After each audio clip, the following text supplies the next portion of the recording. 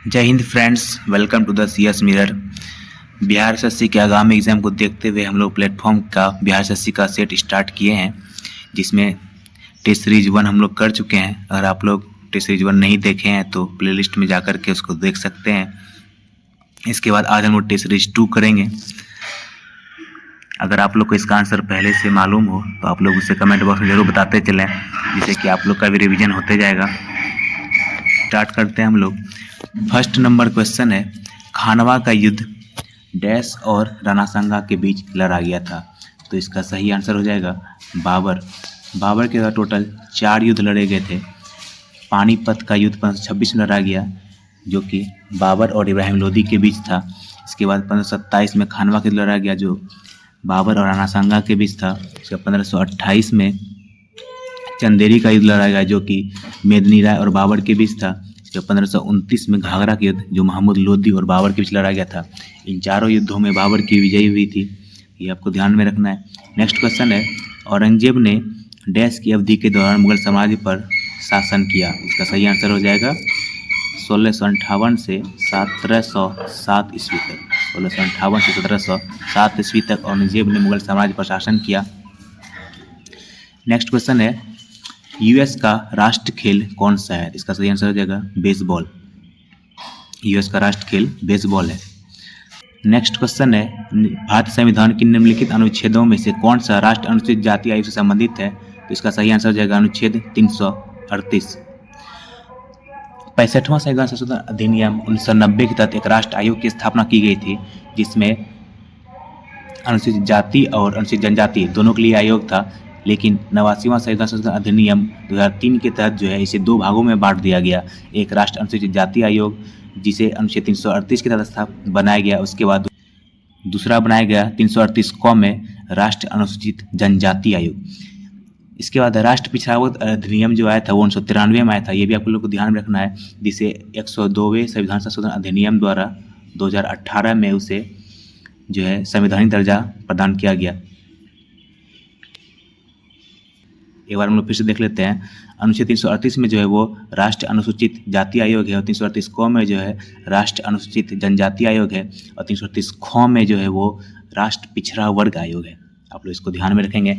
और इसके लिए इस आयोग में जो है एक अध्यक्ष, एक उपाध्यक्ष और 3 अन्य सदस्य होते हैं, और इन सभी का कार्यकाल 3 साल के लिए होता है। ये भी आपको ध्यान में रखना है। इन सभी का कार्यकाल कितने साल का होता है? तो 3 साल का होता है। ये आपको ध्यान रखना है, जिसकी नियुक्ति राष्ट्रपति के द्वारा की जाती है। नेक्स्ट क्वेश्चन है, भारत की आकस्मिकता निधि का संरक्षक कौन होता है? तो इसका सही आंसर हो जाएगा राष्ट्रपति। तो ये आकस्मिकता निधि जो अनुच्छेद 267 में है, ये आप लोग ध्यान में रखेंगे। भारतीय राष्ट्रीय कांग्रेस का लाहौर अधिवेशन कब आयोजित किया गया था? जहां बैठक में उपस्थित सभी ने 26 जनवरी को स्वतंत्रता दिवस के रूप में मनाने का संकल्प लिया था। तो इसका सही आंसर हो जाएगा 31 दिसंबर 1929। उस समय 1929 के कांग्रेस की बैठक की अध्यक्षता किसने की थी? तो जवाहरलाल नेहरू ने। तो ये आपको ध्यान में रखना है। और 31 दिसंबर 1929 के मध्य रात्रि को रावी नदी के तट पर सभी ने 26 जनवरी को स्वतंत्रता दिवस के रूप में मनाने का संकल्प लिया था। 26 जनवरी 1930 को संपूर्ण भारत में सर्वप्रथम जो है स्वतंत्रता दिवस मनाया गया था। नेक्स्ट क्वेश्चन है, जिन्होंने भारत में लोगों की योजना तैयार की, यानी एक आर्थिक योजना तैयार की। तो इसका सही आंसर हो जाएगा एम.एन. रॉय। के बाद आपको एक याद रखना है, जन योजना। जन योजना भी एम.एन. रॉय के द्वारा ही लाया गया था 1945 में। इसके बाद एक है सर्वोदय योजना, जो 1950 में जयप्रकाश नारायण के द्वारा लाया गया था। और एक याद रखना है राष्ट्र नियोजन समिति, जो कि 1938 में हरिपुरा अधिवेशन में जवाहरलाल नेहरू के द्वारा लाया गया था, जिसके अध्यक्ष जवाहरलाल नेहरू थे। हालांकि 1938 में कांग्रेस अधिवेशन की जो अध्यक्षता कर रहे थे वो सुभाष चंद्र बोस थे, और लेकिन राष्ट्र नियोजन समिति की स्थापना उसी अधिवेशन में जवाहरलाल नेहरू की अध्यक्षता में किया गया था। ये आप लोग ध्यान में रखेंगे। इसके बाद नेक्स्ट क्वेश्चन है, संयुक्त राष्ट्र द्वारा पर्यावरण एवं विकास परियोग घोषणा को मंजूरी किस वर्ष दी गई थी? तो इसका सही आंसर हो जाएगा ए नंबर 1992 में। तो इससे रिलेटेड और भी कुछ फैक्ट याद रखना है, जैसे मॉन्ट्रियल प्रोटोकॉल।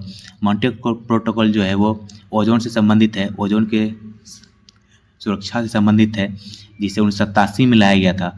लेकिन आप लोग याद रखेंगे, इसे 1987 में लाया तो गया था, लेकिन लागू कब किया था, तो 1989 में।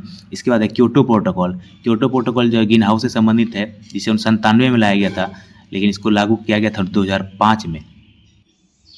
इसके बाद हम लोग संयुक्त राष्ट्र संघ के बारे में भी देख लेते हैं। तो संयुक्त राष्ट्र संघ की स्थापना कब की गई थी, तो 24 अक्टूबर 1945 को, आप लोग ध्यान में रखेंगे, 24 अक्टूबर 1945 को इसकी स्थापना की गई थी। इसका हेडक्वार्टर कहाँ है, हेडक्वार्टर न्यूयॉर्क है। इसमें टोटल देश जो है वो 193 देश है, और सबसे लास्ट में जो इसमें शामिल हुआ है वो दक्षिणी सूडान है, यानी 193वां देश जो है वो दक्षिणी सूडान है। और इसमें जो संयुक्त राष्ट्र संघ के तहत जो भाषा कार्य करने वाली जो भाषा है वो 2 भाषा है, आप लोग ध्यान में रखेंगे, इंग्लिश और फ्रेंच। ये 2 भाषा में संयुक्त राष्ट्र संघ कार्य करती है, लेकिन इसमें 6 भाषा को मान्यता प्राप्त किया गया है। तो वो 6 भाषा जो है आप लोग ये याद रख सकते हैं, एक ट्रिक है इसके तहत आप लोग उसको याद रख सकते हैं। SR का फेस, SR मतलब कि शाहरुख का फेस, तो S से हो जाएगा स्पेनिश, R से हो गया रसियन, F से हो गया फ्रेंच, A से हो गया अरबी, C से हो गया चीनी, E से हो गया इंग्लिश। ये टोटल 6 लैंग्वेज जो है संयुक्त राष्ट्र संघ के द्वारा मान्यता प्रदान किया गया है। इस 6 लैंग्वेज को, इसको ध्यान में रखना है। और राष्ट्र संघ के टोटल 6 भाग हैं, जिसमें 5 भाग का हेडक्वार्टर तो न्यूयॉर्क है, एक भाग जो अंतर्राष्ट्रीय न्यायालय है उसका हेडक्वार्टर याद रखना है, जो कि हेग में है, नीदरलैंड्स के हेग में अंतर्राष्ट्रीय न्यायालय का हेडक्वार्टर है। नेक्स्ट क्वेश्चन है, UN पर्यावरणीय गतिविधियों का समन्वयन करने वाला अंतर्राष्ट्रीय संगठन कौन सा है? तो इसका सही आंसर हो जाएगा, पर्यावरण से रिलेटेड है तो इसका सही आंसर हो जाएगा संयुक्त राष्ट्र पर्यावरण कार्यक्रम, UNEP। इसका फुल फॉर्म होता है यूनाइटेड नेशंस इन्वायरमेंट प्रोग्राम। तो इसका हेडक्वार्टर आप लोग याद रखेंगे, इसका हेडक्वार्टर जो है नैरोबी में है। नेक्स्ट क्वेश्चन है, भारत के पूर्वी तट में ज़्यादातर किस प्रकार की मिट्टी पाई जाती है? तो इसका सही आंसर हो जाएगा जलोढ़ मिट्टी। इसकी जलोढ़ मिट्टी 2 प्रकार की होती है, एक नवीन और दूसरी पुरानी। तो नवीन जलोढ़ मिट्टी को हम लोग खादर कहते हैं, और पुरानी जलोढ़ मिट्टी को हम लोग बांगर कहते हैं, ये ध्यान में रखना है। इसके बाद है, बारी दोआब डैश के बीच क्षेत्र, डैश के बीच का क्षेत्र है, तो बारी दोआब डैश के बीच का क्षेत्र है। तो बॉ से आ सकते हैं आप लोग, बॉ से ध्यान में रखिए, देखिए व्यास, और रॉ से रावी। तो बारी दोआब जो है वो व्यास और रावी के बीच का क्षेत्र है। इसके बाद है, कोलकाता बंदरगाह किस नदी पर स्थित है? इसका सही आंसर हो जाएगा हुगली नदी पर स्थित है। कोलकाता बंदरगाह किस नदी पर स्थित है? तो हुगली नदी पर स्थित है। और आपको ध्यान रखना है, भारत का सबसे गहरा प्राकृतिक बंदरगाह कौन सा है? तो वो हो जाएगा विशाखापत्तनम। और भारत का अगर ज्वारी बंदरगाह पूछे तो कांडला हो जाएगा, जो गुजरात में स्थित है। इनमें से कौन सा भारतीय राज्य शीर्ष 5 वन आच्छादित प्रदेशों में शामिल नहीं है? तो इसका सही आंसर हो जाएगा पंजाब। पंजाब जो है वो शीर्ष 5 वन आच्छादित प्रदेशों में शामिल नहीं है। अगर सर्वाधिक वनावरण प्रतिशत वाला राज्य पूछे तो उसमें सबसे टॉप पर जो है वो मिजोरम है, इसके बाद अरुणाचल प्रदेश है, उसके बाद मेघालय है, फिर मणिपुर और नागालैंड। इसके बाद जो है, अगर सर्वाधिक वन क्षेत्रफल वाला राज्य पूछे तो इसमें टॉप पर जो है मध्य प्रदेश है, इसके बाद अरुणाचल प्रदेश, फिर छत्तीसगढ़, उड़ीसा और महाराष्ट्र का स्थान आता है। नेक्स्ट क्वेश्चन है, सिंधु और गंगा नदी प्रणालियों के बीच जल विभाजन पर कौन सा शहर स्थित है? तो इसका सही आंसर हो जाएगा ए नंबर, अंबाला शहर स्थित है। नेक्स्ट देखते हैं, निम्नलिखित में से कौन सा त्यौहार जो है असम में मनाया जाता है? इसका सही आंसर हो जाएगा रोंगकर त्यौहार जो है वो असम में मनाया जाता है। और ये चेरोबा त्यौहार जो है वो आपका मणिपुर में मनाया जाता है, और नोंगक्रेम त्यौहार जो है वो मेघालय में मनाया जाता है। ये इसके बाद रीजनिंग है, तो इसका सॉल्यूशन आपको टेलीग्राम ग्रुप में मिल जाएगा, आप वहाँ से इसका सॉल्यूशन देख सकते हैं, जो कि आपको डिस्क्रिप्शन लिंक में टेलीग्राम ग्रुप का लिंक दिया हुआ है, आप लोग ज्वाइन कर सकते हैं टेलीग्राम लिंक, वहाँ पर आपको इसका PDF दे दिया जाएगा। नेक्स्ट क्वेश्चन है, निम्नलिखित में से कौन से विलयन में विद्युत का चालन नहीं होता है? तो इसका सही आंसर हो जाएगा एल्कोहल और ग्लूकोज। एल्कोहल और ग्लूकोज जो है कार्बनिक यौगिक है, कार्बनिक यौगिक विद्युत का कुचालक होता है। विद्युत के सुचालक होने के लिए किसी भी यौगिक आवश्यक है कि उसमें जो है आयन उपस्थित होना चाहिए, कोई भी मुक्त आयन होना चाहिए। जैसे अम्ल में जो H+ आयन उपस्थित होने के कारण जो है वो विद्युत का सुचालक होता है, और क्षार में जो है OH- उपस्थित होने के कारण जो है वो विद्युत का सुचालक होता है। नेक्स्ट क्वेश्चन है, सौर स्पेक्ट्रम में बैंगनी रंग से लाल रंग की ओर जाते हैं तो क्या होता है? तो इसका सही आंसर हो जाएगा विचलन घटता है और अपवर्तनांक भी घटता है। तो सबसे ज़्यादा अपवर्तनांक किसका होता है? बैंगनी कलर का, और सबसे कम अपवर्तनांक होता है लाल कलर का। तो आप लोग ध्यान रखेंगे, तरंगदैर्ध्य जो है अपवर्तनांक का अपोजिट हो जाता है। बैंगनी रंग का अपवर्तनांक सबसे अधिक है, जिसका तरंगदैर्ध्य सबसे कम होगा, और लाल रंग का अपवर्तनांक अगर सबसे कम है, जिसका तरंगदैर्ध्य जो है सबसे अधिक होगा। नेक्स्ट क्वेश्चन है, कोई कार किसी समतल सड़क पर त्वरित होकर अपने आरंभिक वेग का 4 गुना वेग प्राप्त कर लेती है। इस प्रक्रिया में कार की स्थितिज ऊर्जा क्या होगी? तो इसका सही आंसर हो जाएगा ए नंबर, परिवर्तित नहीं होगी। देखिए, स्थितिज ऊर्जा का फॉर्मूला होता है पोटेंशियल एनर्जी बराबर होता है mgh। तो इसमें परिवर्तन के लिए आपको या तो मास में परिवर्तन होना पड़ेगा, या तो जी में, या फिर हाइट में। लेकिन यहाँ पर क्वेश्चन में है कि आरंभिक वेग का 4 गुना वेग प्राप्त कर लेती है, तो इसमें वेग का कोई काम नहीं है इस फॉर्मूला में, इसलिए इसमें कोई परिवर्तन नहीं होगा। इसलिए आपको ये चीज़ ध्यान रखना है।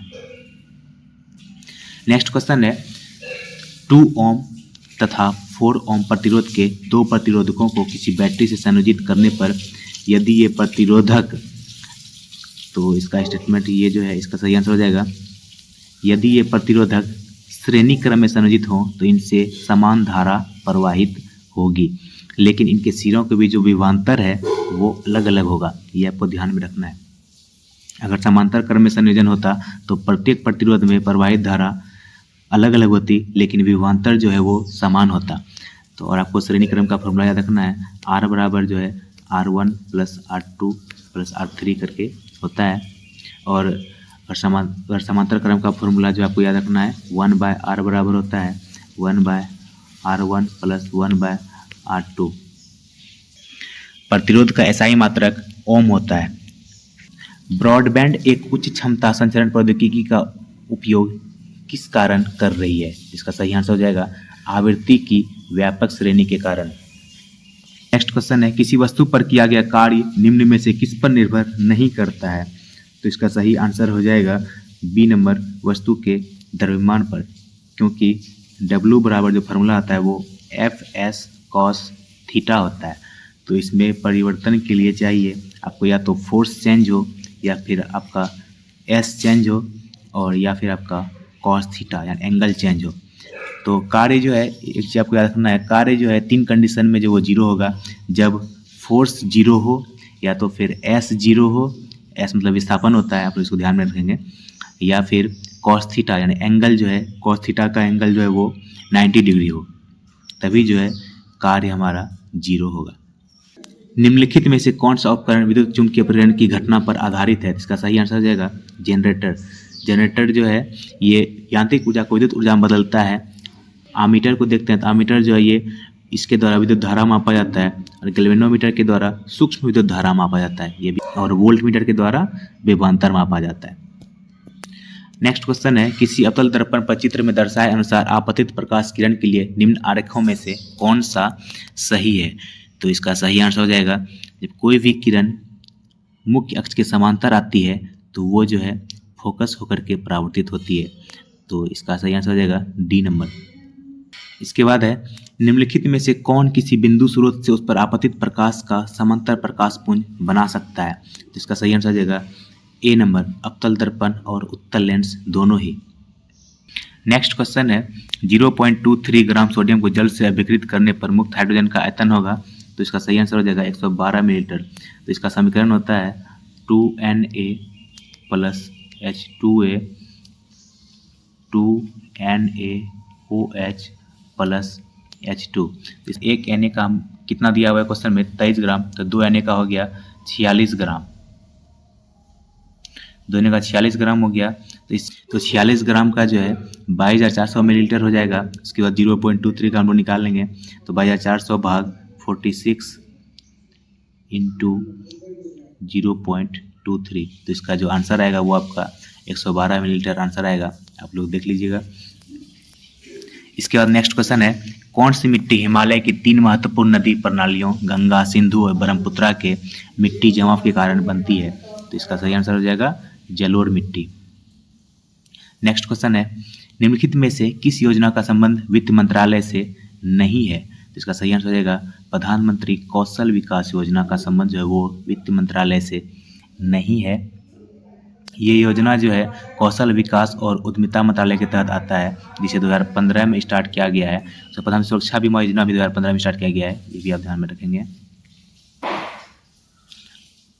नेक्स्ट क्वेश्चन है, भारत के संविधान के निम्नलिखित में से किस अनुच्छेद में संसद के दोनों सदनों की संयुक्त बैठक का प्रावधान किया गया है? तो इसका सही आंसर हो जाएगा अनुच्छेद 108। और अगर इसका अध्यक्षता पूछे तो अनुच्छेद 118 के तहत जो है लोकसभा अध्यक्ष इसकी अध्यक्षता करता है, और अगर लोकसभा अध्यक्ष अनुपस्थित हो तो सदन का उपाध्यक्ष इसकी अध्यक्षता करेगा, और अगर वो भी अनुपस्थित हो तो राज्यसभा का उपसभापति करेगा, सभापति नहीं करेगा, राज्यसभा का उपसभापति करेगा। अगर वो भी अनुपस्थित हो तो कोई ऐसा व्यक्ति, सदन का कोई ऐसा व्यक्ति पीठासीन होगा जिसे सर्वसहमति से चुना जाए। नेक्स्ट क्वेश्चन है, भारत में वस्तु एवं सेवा कर की सर्वोच्च दर कितनी है? तो इसका सही आंसर हो जाएगा 28%। तो टोटल जो है 5 प्रकार के टैक्स हैं जीएसटी में, इसको आपको ध्यान में रखना है। 0%, 5%, 12%, 18% और 28%। ये 5 प्रकार के टैक्स जो जीएसटी में शामिल हैं। और जीएसटी एक अप्रत्यक्ष कर है, ये भी आप लोग ध्यान में रखेंगे। जीएसटी सबसे पहले जो फ्रांस देश में लागू हुआ था 1954 में। अगर भारत में पूछे तो विधानसभा में जीएसटी कानून पारित करने वाला भारत का पहला राज्य कौन था? तो असम था। भारत में पूछे कि जीएसटी परिषद की स्थापना किस अनुच्छेद के तहत की जाती है? तो अनुच्छेद 279A के तहत की गई है भारत में जीएसटी परिषद की स्थापना। और इसकी स्थापना कौन करता है? तो राष्ट्रपति करता है, ये भी आपको ध्यान रखना है। तो भारत में जो जीएसटी परिषद की स्थापना की गई है वो कब की गई है? तो 2016 में। ये भी जीएसटी से संबंधित अधिनियम भी आपको ध्यान में रखना है। 101वां संविधान संशोधन अधिनियम जो है वो जीएसटी से संबंधित है। नेक्स्ट क्वेश्चन है, किसी राज्य का राज्यपाल किसके प्रसाद पर्यंत अपना पद धारण करता है? इसका सही आंसर हो जाएगा भारत के राष्ट्रपति। राज्यपाल को हटाने का संविधान में कोई भी प्रावधान नहीं है, ये आपको ध्यान में रखना है। और अनुच्छेद 155 के द्वारा जो है राज्य में राज्यपाल की नियुक्ति की जाती है। इसके बाद है, नकटी डैम पक्षी अभयारण्य बिहार के किस जिला में है? तो इसका सही आंसर हो जाएगा जमुई जिला। वन्यजीव संरक्षण अधिनियम 1972 के द्वारा जो है इसे पक्षी अभयारण्य घोषित किया गया था। ये बिहार विधानसभा के प्रथम उपाध्यक्ष कौन हुए थे? तो श्री अब्दुल बारी। श्री देवशरण सिंह जो थे वो दूसरे उपाध्यक्ष थे। और नेक्स्ट क्वेश्चन है, क्रांतिकारी संगठन आजाद दस्ता का गठन निम्न में से किसके द्वारा किया गया था? इसका सही आंसर हो जाएगा जयप्रकाश नारायण। भारत छोड़ो आंदोलन के दौरान जो है जयप्रकाश नारायण को अंग्रेजों ने हजारीबाग जेल में कैद करके रखा था। जेल से भागने के बाद ही इन्होंने जो है आजाद दस्ता का गठन किया था। नेक्स्ट क्वेश्चन है, निम्नलिखित में से कौन सा राष्ट्र बिम्स्टेक संगठन का सदस्य नहीं है? तो इसका सही आंसर हो जाएगा मालदीव। मालदीव जो है वो बिम्स्टेक संगठन का सदस्य नहीं है। और बिम्स्टेक संगठन में कौन कौन से देश हैं ये भी देख लेते हैं हम लोग। बांग्लादेश, इसके बाद भारत, म्यांमार, श्रीलंका, थाईलैंड, भूटान और नेपाल। ये सारे देश जो हैं बिम्स्टेक संगठन में शामिल हैं। एक बार फिर देख लेते हैं, बांग्लादेश, भारत, म्यांमार, श्रीलंका, थाईलैंड, भूटान और नेपाल, ये सभी देश जो हैं बिम्स्टेक का सदस्य देश है। नेक्स्ट क्वेश्चन है, प्रधानमंत्री मुद्रा योजना की शिशु योजना के तहत अनुमान्य राशि की अधिकतम राशि कितनी है? तो इसका सही आंसर हो जाएगा 50,000। प्रधानमंत्री मुद्रा योजना 2015 में आया था, ये भी आप लोग ध्यान में रखेंगे। नेक्स्ट क्वेश्चन है, देश के सर्वोच्च नागरिक पुरस्कार पद्म पुरस्कार की शुरुआत निम्नलिखित में से किस वर्ष में की गई थी? तो इसका सही आंसर हो जाएगा 1954। तो हर साल जो है रिपब्लिक डे के शुभ अवसर पर जो है इस पद्म पुरस्कार की घोषणा की जाती है। तो 2023 में जो है टोटल 106 पद्म पुरस्कार दिए गए थे, जिसमें 6 पद्म विभूषण, 9 पद्म विभूषण और 91 जो है पद्मश्री दिए गए थे। और 2024 में जो है इसकी घोषणा हो चुकी है, जिसमें कि 5 पद्म विभूषण है, 17 जो है वो पद्म भूषण है और 110 जो है पद्मश्री देने की घोषणा की जा चुकी है। टोटल जो है 132 पद्म पुरस्कार दिए जाएंगे। तो ये आपको ध्यान में रखना है। 2024 में टोटल 132 और 2023 में टोटल 106 यानी 106। इसके बाद है, निम्नलिखित में से किसने इन कस्टडी उपन्यास लिखा है? तो इसका सही आंसर हो जाएगा डी नंबर, अनीता देसाई। इसके बाद है, प्रख्यात संगीतकार अरविंद पारेख निम्नलिखित में से किस वाद्य यंत्र से संबंधित है? इसका सही आंसर हो जाएगा ए नंबर, सितार से संबंधित है।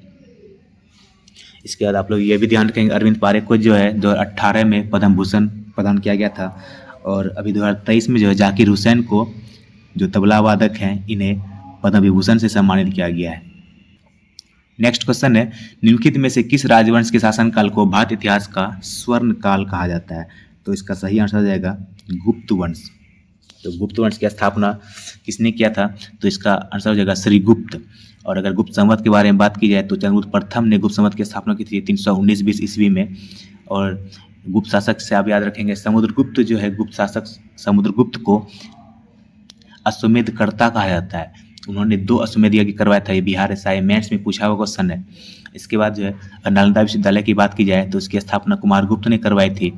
और गुप्त संवत जो है चंद्रगुप्त प्रथम ने स्टार्ट किया था। लेकिन आप 2 और संवत याद रखेंगे, जो विक्रम संवत है, विक्रम संवत 58 ईसा पूर्व में इसकी शुरुआत हुई थी। और जो शक संवत है इसे 78 ईस्वी में कनिष्क के द्वारा स्टार्ट किया गया था। तो ये भी आप ध्यान में रखेंगे। इसके बाद अगर अंतिम गुप्त शासक पूछे तो विष्णुगुप्त हो जाएगा। और प्रतिहार वंश की स्थापना किसने की थी? तो इसका हो जाएगा नागभट्ट प्रथम। लोधी वंश का स्थापना पूछे तो इसका बहलोल लोधी हो जाएगा। इसके बाद है वित्त विधेयक को प्रस्तुत करने के लिए कितने दिनों के भीतर संसद द्वारा पारित किया जाना होता है? तो इसका सही आंसर हो जाएगा 75 दिनों के भीतर। नेक्स्ट चलते हैं, 2011 की जनगणना के अनुसार भारत की साक्षरता दर कितनी है? इसका सही आंसर हो जाएगा 74.04%। अगर आपसे पुरुष साक्षरता दर पूछे तो उसका हो जाएगा 82.14। और अगर महिला साक्षरता दर बोले तो वो हो जाएगा 64.46%। इसके बाद है किस निराश सागर बांध को किस नदी पर बनाया गया है? इसका सही आंसर हो जाएगा कावेरी नदी पर। तो कहाँ पर बनाया गया है? तो कर्नाटक में। ये नेक्स्ट क्वेश्चन है, लाइफ ऑफ पाई नामक उपन्यास के लेखक निम्नलिखित में से कौन है? इसका सही आंसर हो जाएगा यान मार्टेल। नेक्स्ट क्वेश्चन है, भारत की संप्रभुता, एकता और अखंडता को बनाए रखना और उसकी रक्षा करना डैश है। तो यह हमारा मौलिक कर्तव्य है, जो हमारे संविधान के भाग 4 के क में है। और अनुच्छेद जब बात की जाए तो अनुच्छेद जो है 51 के क में है। तो मूल संविधान में अगर मौलिक कर्तव्य पूछे तो मूल संविधान में एक भी मौलिक कर्तव्य नहीं था।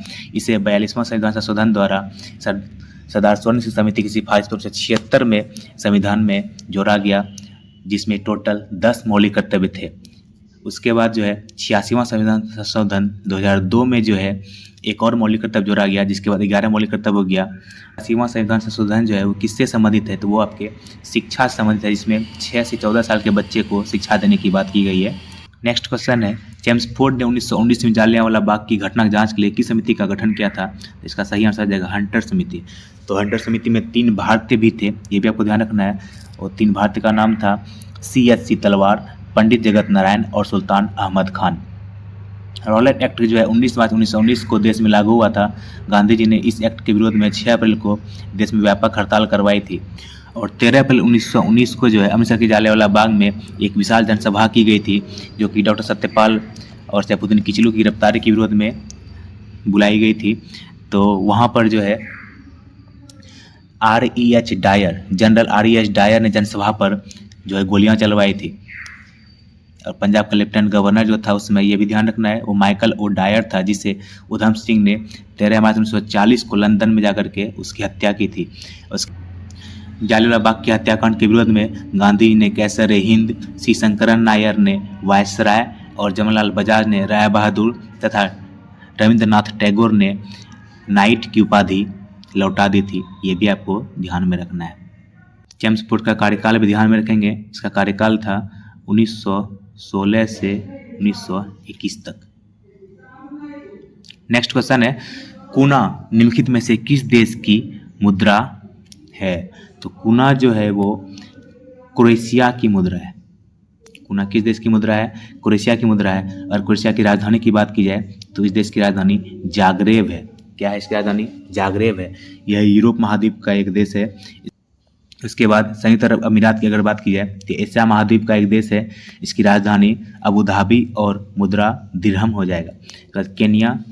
केनिया जो है ये अफ्रीका महाद्वीप का देश है। इसकी राजधानी नैरोबी और मुद्रा जो है वो शिलिंग।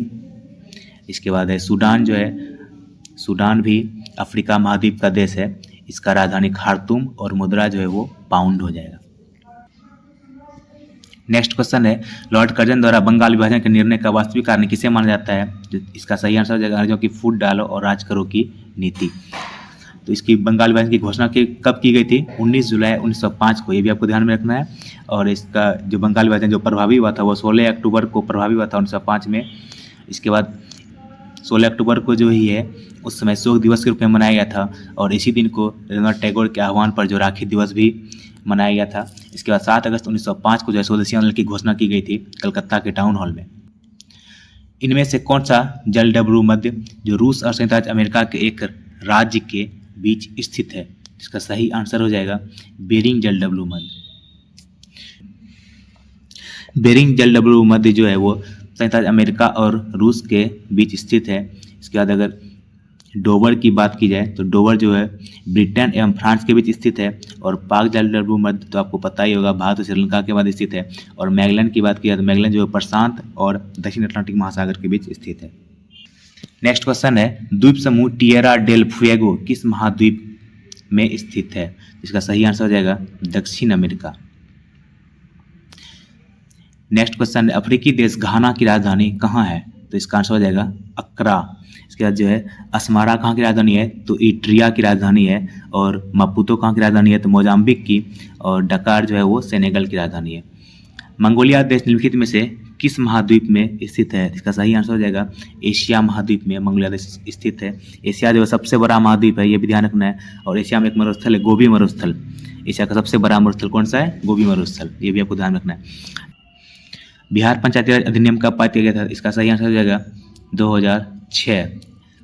इसके बाद है, काम के बदले अनाज कार्यक्रम किस पंचवर्षीय योजना में प्रारंभ किया गया था? तो इसका सही आंसर हो जाएगा 5वीं पंचवर्षीय योजना में काम के बदले अनाज कार्यक्रम प्रारंभ किया गया था।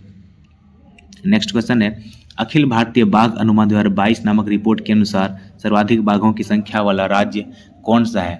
इसका सही आंसर हो जाएगा मध्य प्रदेश। प्रोजेक्ट टाइगर याद रखना है। प्रोजेक्ट टाइगर कब आया था? तो 1 अप्रैल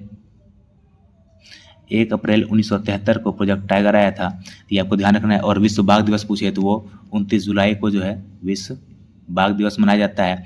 इसके बाद टाइगरमैन किसे कहते हैं? तो कैलाश सांखला को टाइगरमैन कहा जाता है, ये भी आपको ध्यान में रखना है। आईसीसी पुरुष एक दिवसीय क्रिकेट विश्व कप 2023 की मेजबानी किसने की है? इसका सही आंसर हो जाएगा भारत। और इसका विजेता टीम जो ऑस्ट्रेलिया था, उप विजेता जो भारत जो उप विजेता है, ये भी ध्यान में रखना है। बिहारी पुरस्कार किस क्षेत्र से सम्मानित है? तो इसका सही आंसर हो जाएगा साहित्य से। के बिरला फाउंडेशन द्वारा बिहारी पुरस्कार दिया जाता है, ये ध्यान में रखना है। कौन सा राज्य महिला एशियाई चैंपियंस ट्रॉफी 2023 की मेजबानी करने के लिए तैयार है? तो इसका सही आंसर हो जाएगा झारखंड। झारखंड के रांची में ये हॉकी टूर्नामेंट है, तो महिला एशियाई चैंपियंस ट्रॉफी का आयोजन किया गया। विजेता टीम की बात की जाए तो भारत इसका विजेता हुआ, और अगर उप विजेता की बात की जाए तो जापान जो है वो उप विजेता रहा था। नेक्स्ट क्वेश्चन है, सात्विक साईराज रंकी रेड्डी और चिराग शेट्टी किस खेल से संबंधित है? तो इसका सही आंसर हो जाएगा बैडमिंटन। विश्व खुशहाली रिपोर्ट आता है, इसमें भारत का स्थान क्या है? इसका सही आंसर हो जाएगा 126, और फिनलैंड जो है वो टॉप पर है। इसके बाद है, एक जिला एक उत्पाद किस केंद्रीय मंत्रालय द्वारा प्रारंभ किया गया था? तो इसका सही आंसर है ग्रामीण विकास मंत्रालय। नेक्स्ट क्वेश्चन है, निम्नलिखित विकल्पों में से कौन सा उपधातु का गुणधर्म है? इसका सही आंसर हो जाएगा अर्धचालक। जिसमें जो धातु और अधातु दोनों गुण उपस्थित होते हैं उसे जो उपधातु कहते हैं। किन कार्बनिक यौगिकों के नाम में प्रत्यय अल यानी Al जुड़ा होता है? इसका सही आंसर हो जाएगा एल्डिहाइड। तो इसका जो है आप लोग समूह भी याद रखिएगा।